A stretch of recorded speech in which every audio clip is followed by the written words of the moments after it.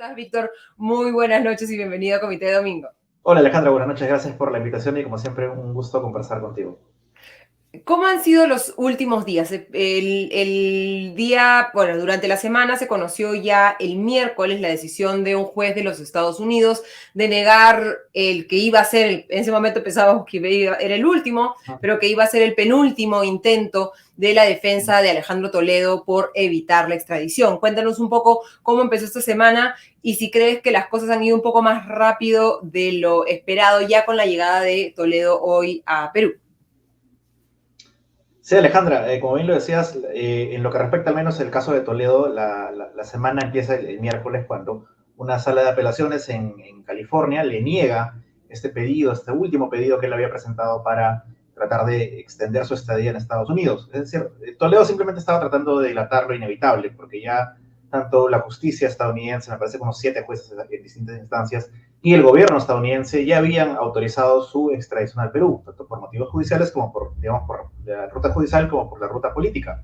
Entonces, lo que había tratado de hacer Toledo era básicamente dilatar, ganar tiempo por ahí, tratar de que pues, de nada le lleve una resolución judicial que lo ayude a quedarse en Estados Unidos, que es prácticamente su patria, el lugar del que no quería irse. Pero lo sorprendente fue que, claro, el miércoles se le niega esto, y ese mismo día, el juez Hickson, el juez Thomas Hickson, el que, digamos, el que vio más de cerca su caso, sin perder tiempo, va y dice, bueno, yo ordeno que te entregues el viernes.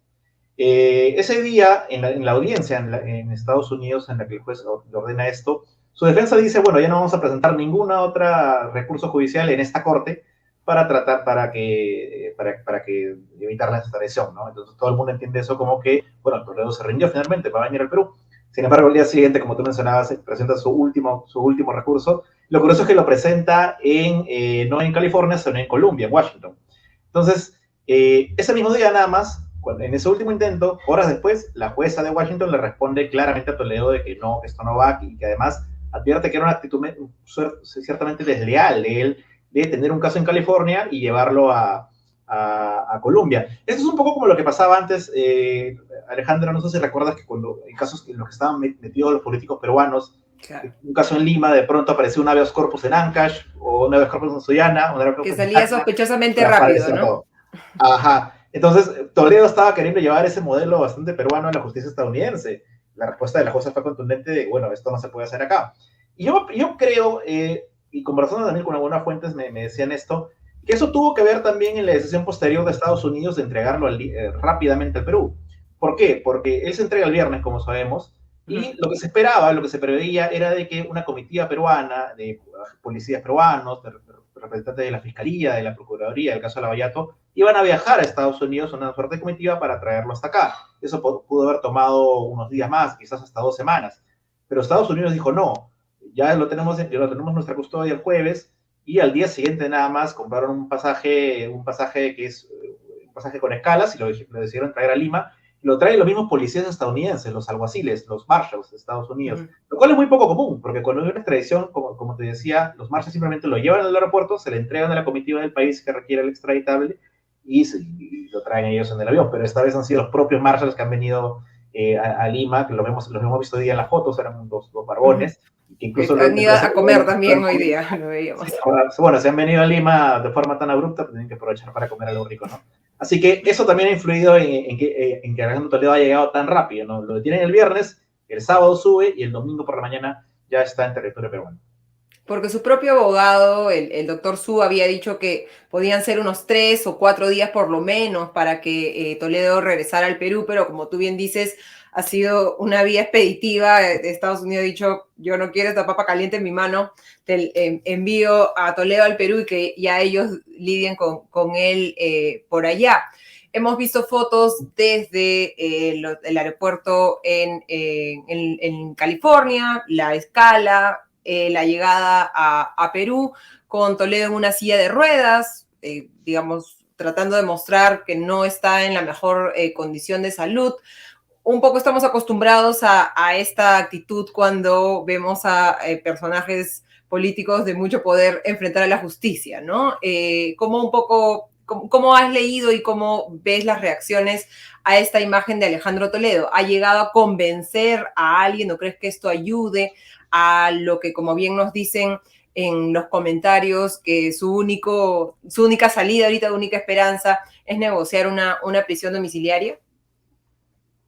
Sí, mira, ahí se juegan siempre en lo que es lo judicial siempre se juegan dos partidos, ¿no? El partido mediático y el partido, digamos, ya frente a un juez, frente a un juzgado, El estrictamente judicial, ¿no? procedimental, digamos.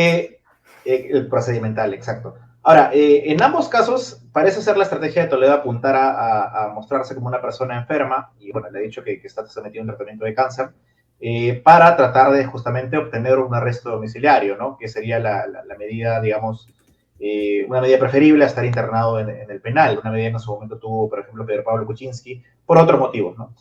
Ahora bien, yo veo muy complicado que eso pase. ¿Por qué? Porque no es que, digamos, el Poder Judicial de motu propio o la defensa, porque Toledo lo pide como expresidente, le van a dar ese beneficio. No. Lo que tiene que pasar es que el abogado en Perú, Roberto Su, vaya ante el juez Richard Concepción Carguancho, que es el juez del caso de Toledo, y le presente una solicitud de variación, ¿no? Para que se le dicte arresto domiciliario. El juez va a tener que convocar una audiencia, la que va a escuchar al abogado y la que va a tener que escuchar al fiscal José Domingo Pérez, que es el juez, es el fiscal del caso de Alejandro Toledo desde el 2018, y se va a tener que debatir. El fiscal Pérez hoy día le da justamente unas declaraciones al Comercio en la cobertura que hicimos hoy, y él decía que no, que ya se van a poner, que ellos consideran que no hay evidencia sólida de que Toledo sea una persona que necesite el arresto domiciliario, y además lo que tendría que probar Toledo es que no solo que está enfermo, de hecho, Roberto Subo, el abogado, ha anunciado nada más hace unos minutos que mañana va a pedir que una junta médica vaya a Barbadillo para evaluar a Toledo, pero no solo tiene que probar eso, tiene que probar que está enfermo y que estando en el penal no puede ser tratado adecuadamente. Lo cual es un poco complicado, porque si estuviera en un penal común como el Lurigancho, como Castro Castro, como algunos otros penales, o Piedras Gordas de repente, donde están otros políticos, ahí podría argumentar que, bueno, están alejados de la ciudad, no están cerca de un hospital, no tiene personal médico, están sobrepoblados. En cambio, Barbadillo es un penal que tiene solo 3 reclusos, los 3 expresidentes, coincidentemente, y además está cerca del hospital de Ate. De hecho, Barbadillo se fija ahí porque Fujimori necesita estar cerca de un hospital por sus males de salud. Entonces, atendiendo eso, la fiscalía podría argumentar que este es un penal que tiene condiciones que no tiene ningún otro penal en el país, solo tiene 3 reclusos, tiene acceso a mayor personal médico, tiene, digamos, estar ahí te garantiza que vas a tener más atención, porque a menos reclusos, más atención del INPE puede tener. Así que yo lo veo muy complicado. La imagen de él, pues, de lo que decías tú, Alejandra, de él derrotado, decaído, puede estar jugando un poco eso, ¿no? A querer convencer a la opinión pública de que él es una persona enferma, pero también puede ser algo que pueda mostrar luego, digamos, el abogado pues, para decirle, mira, evidentemente esa es una persona que está mal, y ya con lo que presentaría con los documentos de la Junta Médica para acreditarlo que efectivamente está enfermo, pero no solo lo que te digo yo, en el Comercio hemos consultado a penalistas sobre este tema y todos coinciden en que va a ser muy difícil. Tendría que ser un diagnóstico bastante grave para que se le dé ese beneficio, esa variación. ¿Y cuánto tiempo podría demorar que se tome esta decisión? O sea, que que sepamos que efectivamente Toledo se va a quedar en Barbadillo o que podría ir a prisión domiciliaria. Yo creo que unas cuantas semanas, porque lo que ha dicho Roberto Su es que no es que se va a presentar mañana la solicitud, porque si la presenta mañana y no tiene ningún documento que acredite los males de salud de Toledo, va a ser, digamos, tirar una bala sin pólvora, o sea, no va a servir. Entonces, probablemente esos días se haga la junta médica, van a esperar los resultados, quizás presente la semana pasada, el juez convoca una audiencia una semana después, y resuelve también en unos cuantos días. Así que yo no veo que sea inmediato. Por lo menos Toledo va a estar unas semanas en Barbadillo hasta que se resuelva ese pedido, y aún así está muy difícil, muy complicado que le den esta variación, ¿no? Hoy día hemos tenido, creo que todos los que vivimos el gobierno de Alejandro Toledo, una serie de flashbacks periodísticos e informativos, ¿no? Sí.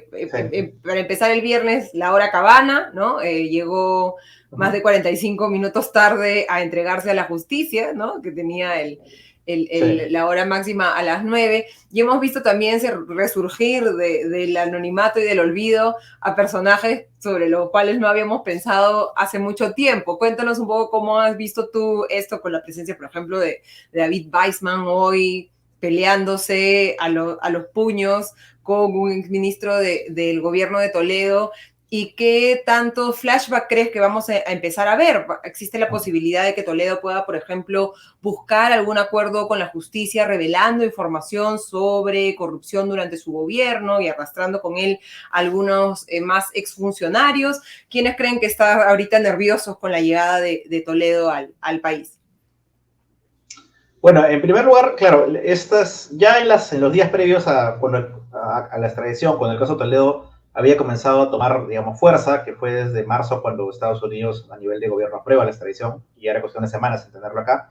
Sí, evidentemente la prensa comenzó a buscar a algunos exministros, personas cercanas a Toledo para recordar un poco, de repente para las audiencias más jóvenes, para los que nacieron luego del 2000, cómo fue el gobierno de Toledo, y para retratar a este personaje de Toledo, porque es un personaje, ¿no? Con todas sus contradicciones, en sus momentos méritos y todos sus deméritos posteriores, todas sus facetas, ¿no? De él como presidente. Y eso ciertamente me parecía válido, ¿no? Para tratar de recordar cómo era él como presidente, como figura política. Ciertamente, pues, luego estos personajes tratan, al verse ya abordado nuevamente por las cámaras y por los micrófonos, tratan de ganar cierto protagonismo que no tenían esos años. No quiero decir que eso es lo que ha hecho el expresidente Weissman hoy, pero no se entendió por qué fue. Yo estuve ahí, estuvimos con los colegas, estábamos esperando que llegue, pues llegó la fiscal de la Nación, llegó el comandante general de la policía, estábamos esperando que por ahí llegue algún ministro, me parece que al final no llegó, pero sí llegaron autoridades importantes, y de pronto aparece Weissman. Weissman no es autoridad, es un señor mayor, es un ciudadano, pero no tenía nada que hacer ahí, porque no iba a poder entrar. Entonces él se planta, digamos, los periodistas estábamos de la puerta de la División de Aviación Policial a la izquierda, él se planta a la derecha. Algunos colegas lo llamaban para poder conversar, ¿no? Que nos den unas declaraciones, él no quiso, se le veía bastante serio además, y no entendimos qué fue hacer.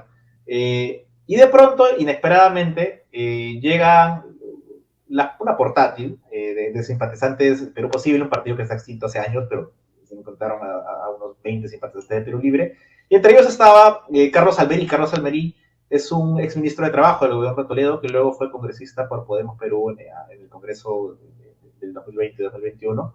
Y bueno, él, entre el movimiento que había ahí, llega la portátil, toda la prensa se va con la portátil para un lado, pero por otro lado, Carlos Almerí se acerca a David Weissman y empiezan a discutir, y David Weissman le trata de dar un puñete, que me parece que no le da, pero trata de darle un puñete, y ahí él se va. David Weissman se fue, así como llegó, sin que nadie lo vea y sin que nadie le pida que se vaya.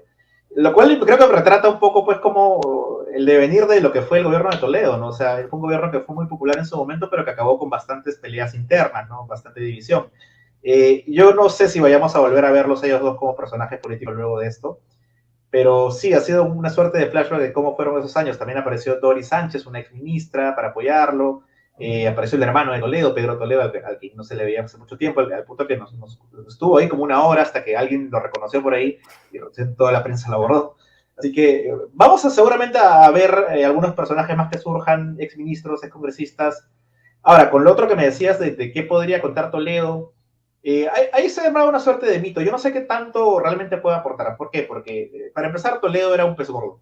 Entonces, cuando tú tienes un colaborador eficaz, como por ejemplo Karim López, Samir Villaverde, o en otros casos el propio Jorge Barata, ellos no son los peces gordos, ellos son como que, digamos, parte de una estructura media, ¿no? Entonces, lo que generalmente busca el Ministerio Público es que estos delaten a una persona de mayor nivel.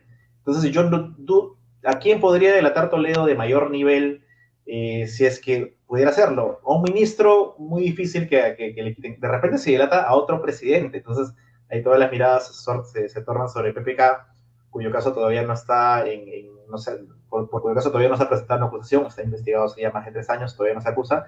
Así que si hay algún exfuncionario que podría delatar, podría ser a él.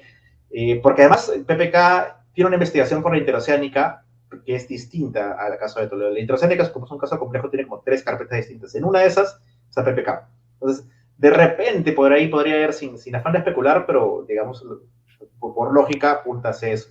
A otros funcionarios medios, yo no creo que la Fiscalía le dé un beneficio por eso. Lo que podría hacer más adelante Toledo es acogerse una confesión sincera, de repente, ante las abrumadoras pruebas que hay, reconocer algunos delitos, y bueno, el juicio terminará rápido y de repente la sentencia sería menor, ¿no? Pero esas serían las alternativas para el expresidente ahora que ya está detenido. Y en este proceso, ¿qué falta, no? Recordemos que el proceso contra Alejandro Toledo está fundamentado, entre otras cosas, en las declaraciones de Jorge Barata, ex jefe de Odebrecht en Perú, que ha señalado que entregó más de $30 millones a Alejandro Toledo, parte de ello a través del fallecido empresario israelí Joseph Maiman. El abogado de Alejandro Toledo esta semana ha repetido en varios medios de comunicación que él no sabía nada, ¿no? de las movidas y los acuerdos de su ex amigo empresario, tratando un poco de librarse, pero la decisión de Estados Unidos de extraditarlo nos puede llevar a pensar que efectivamente, en términos objetivos, la investigación de la Fiscalía tiene los suficientes fundamentos como para que podamos desde ya prever que la solicitud del fiscal Domingo Pérez de 20 años de prisión, 20 años y 6 meses de prisión para Toledo pueda finalmente llegar a ser la condena que recibe en un juicio. ¿En qué momento estamos en ese juicio y qué podríamos estar viendo en el futuro inmediato? Lamentablemente el juicio en sí, por Sí, no va a comenzar mañana, sino va a comenzar siendo optimistas en varios meses. ¿Por qué? Porque estamos en una etapa judicial que se conoce como el control de acusación. O sea, hay 3 etapas en el proceso judicial peruano: la investigación, el control de acusación y el juicio. La investigación del caso Interoceánica que se cerró en el 2020, y en agosto del 2020 el fiscal José Domingo Pérez presenta esta acusación donde pide pues, 20 años y 6 meses de prisión para Toledo, ¿no? ¿Qué pasa? Que estos procesos de control de acusación suelen ser bastante largos, bastante tediosos, han durado varios años. En el caso de Keiko Fujimori, por ejemplo, ya va por más de 2 años. En el caso de Ollanta también duró 2 años.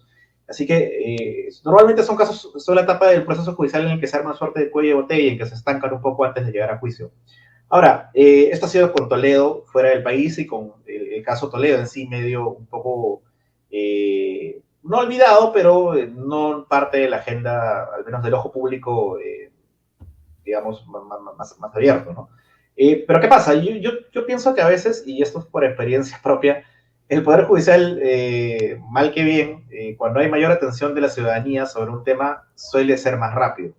Entonces, mira, como te decía que la acusación se presentó en 2020 a mediados, y hasta la semana pasada el control de acusación no iniciaba. ¿Por qué? Porque se armó una controversia que es un poco complicada de explicar ahorita, pero tiene que ver con la inclusión de las empresas sociales de Odebrecht, que al final la Corte Suprema tuvo que resolver y demoró como 2 años en resolver. Entonces, una vez resuelta esta controversia, y casualmente cuando se hablaba de Toledo a nivel mediático, el Poder Judicial finalmente programa el inicio de acusación, el inicio de las audiencias de control de acusación para la semana pasada, comenzaron el lunes. Estuve en un par de esas audiencias y debo decir que el juez Concepción Carhuancho se le ha visto con un ánimo de avanzar bastante rápido. Concepción Carhuancho tiene la mala experiencia de que cuando hizo el control de acusación del caso de Ollanta, que es un poco más complejo que duró 2 años, es decir, duró 2 años en pasar de investigación a juicio, lo cual es bastante. Entonces yo creo que con este caso él va a querer avanzar lo más rápido posible sin afectar el derecho a la defensa de Toledo y del resto de acusados. Además es un caso que se ha vuelto simple porque solo son 7 acusados, y tiene, digamos, si bien son delitos complejos, el hecho de que sean menos personas involucradas lo hace más llevadero. En el caso de Keiko son 40 acusados y ya en 2 años ya parece que está por acabar. Así que, bueno, resumiendo un poco esto, yo calculo que va a ser en unos meses, podría ser incluso este año que acabe el control de acusación, y este año podría iniciar el juicio. De hecho, el fiscal Rafael Vela, en una entrevista que le ha dado hoy al Comercio, él también tiene esa misma estimación. Él es un poquito más optimista y dice que en julio podría empezar el juicio, en julio de este año. Yo creo que no, yo creo que si empieza el juicio va a ser a fines de año, a fines de este 2023. José Domingo Pérez también hoy día, cuando conversábamos con él, nos decía que él esperaba que ya en unos meses nada más también acabe el control y se pueda iniciar el juicio. Lo cierto, como te decía, es que la atención mediática sobre este control de acusación va a hacer ciertamente que el Poder Judicial, yo sospecho que va a hacer que el Poder Judicial avance más rápido, porque además, si Estados Unidos está dando la extradición, tú tienes que mostrarle a la comunidad internacional de que eres capaz de procesar rápidamente y debidamente a un expresidente, a un investigado de tan alto perfil como Toledo, ¿no? Claro, existe esa extra presión, digamos, de la justicia Sí. estadounidense y que los ojos del mundo en este momento están puestos sobre Perú.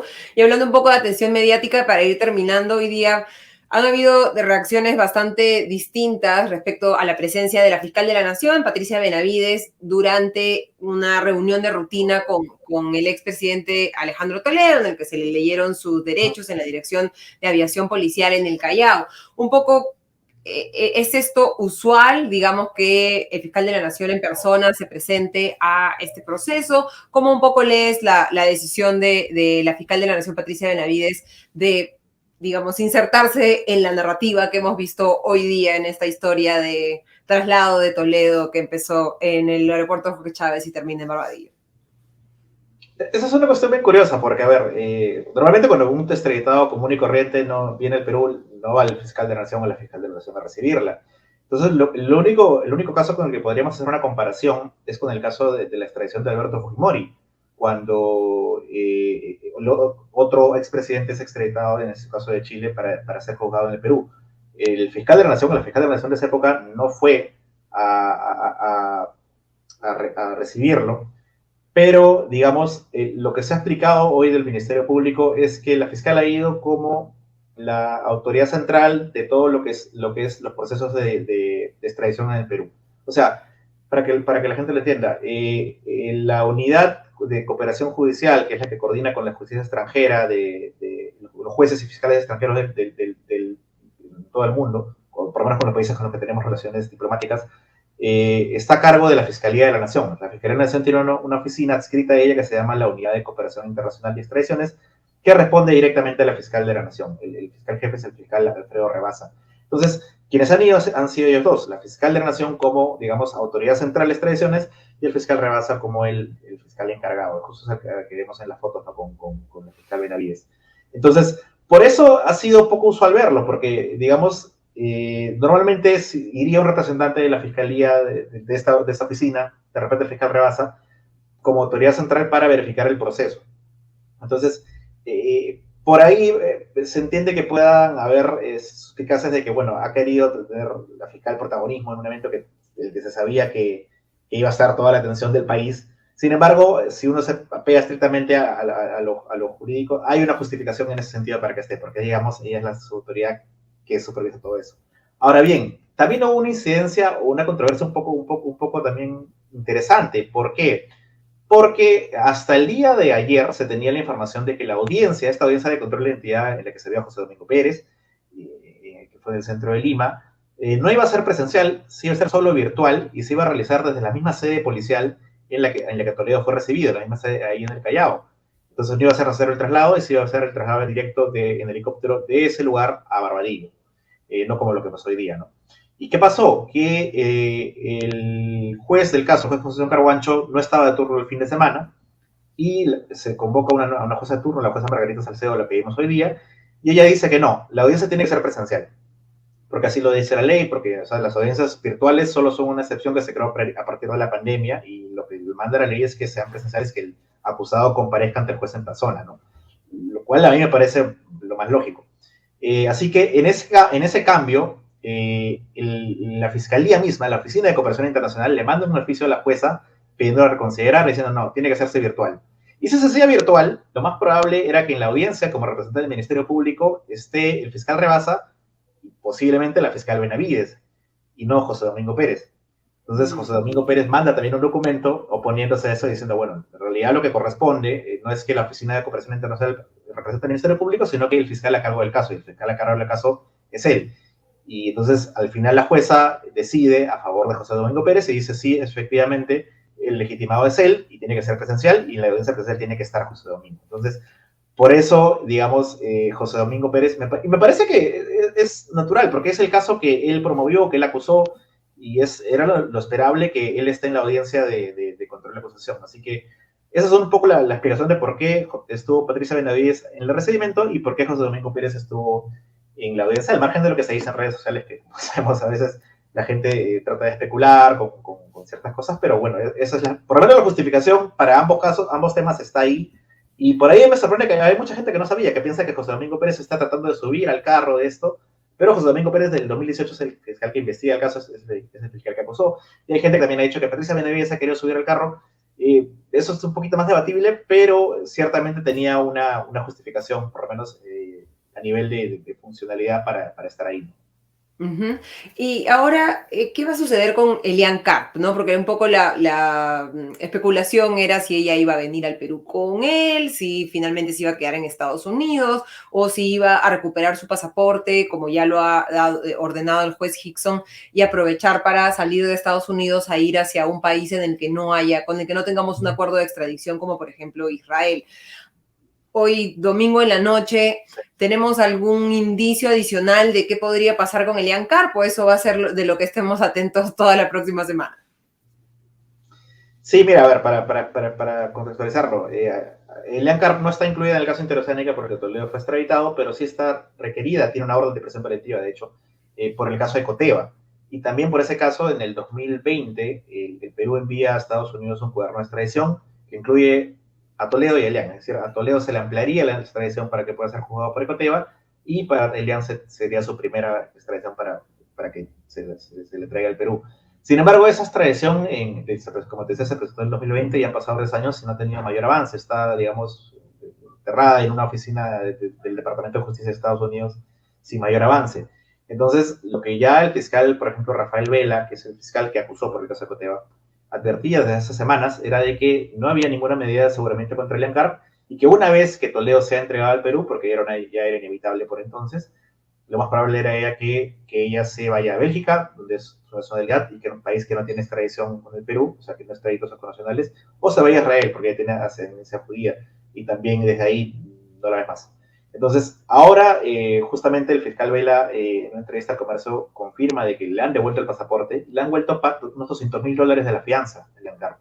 Entonces, tiene el pasaporte y el dinero para ir a entrar a internet, comprar un pasaje y viajar a Bélgica, viajar a Israel sin que nada pueden pedírselo porque no tiene ningún impedimento en Estados Unidos. Así que yo sospecho que lo más probable es que no lo vamos a ver a Elian Carp por un buen tiempo y que ese proceso de extradición avance en lo que se refiere a Toledo, pero con Elian Carp ya fuera de Estados Unidos, difícil verla. Y del hecho de que vaya a venir al Perú con Toledo, bueno, yo creo en el amor, pero no creo que ella por amor arriesgue su libertad de llegar al Perú, porque así como Perú, Toledo aterrizó y le entregaron a las autoridades, en ese mismo momento también detenían a Elian porque tiene una orden de captura.